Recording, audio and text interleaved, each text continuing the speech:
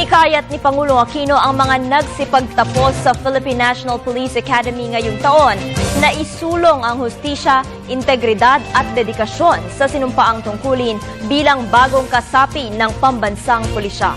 Para sa detalye, balitaan mo kami, Rocky Ignacio. Tiyaking ligtas ang komunidad at makatotohan ang paglilingkod sa taong bayan. Ito ang direktiba ni Pangulo Aquino sa mga bagong tagapagpatupad ng batas.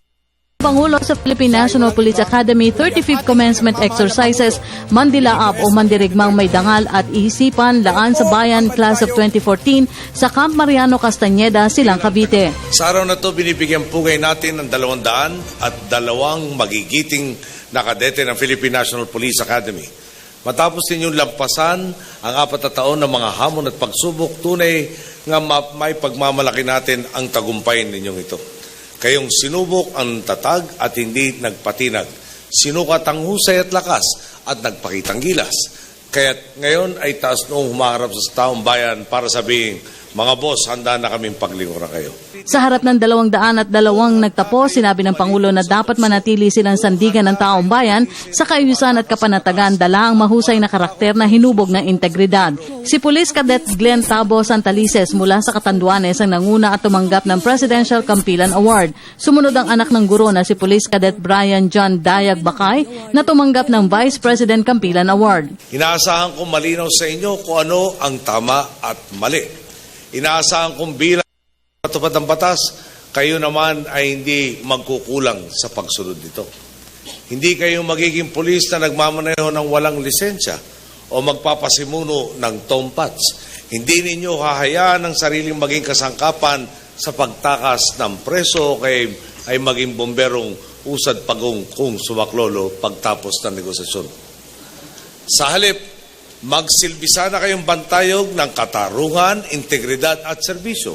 Umaasa akong hindi ninyo bibigyan ang ating mga boss. Nagtapos ang Mandilaap Class 2014 sa harap na rin ng patuloy na pagtataas ng kalidad at uri ng serbisyo ng PMP, BJMP at Bureau of Fire Protection.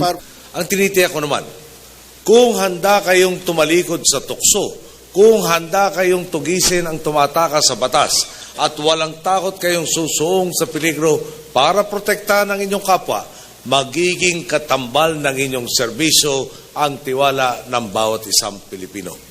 Tandaan din ninyo, anumang pinalusot ninyong katiwalayan sa inyong hanay ay pihadong magdadala ng perwiso sa ating kababayan. Kapag ninyong magbulag-bulagan sa pang-aapi sa karapatan ng mamamayan, asahan ninyong bukas makalawa, karapatan naman ninyo ang mismong yuyurakan. Batid naman po ninyo ang nagbabagong muka ng serbisyong pampubliko sa ating bansa.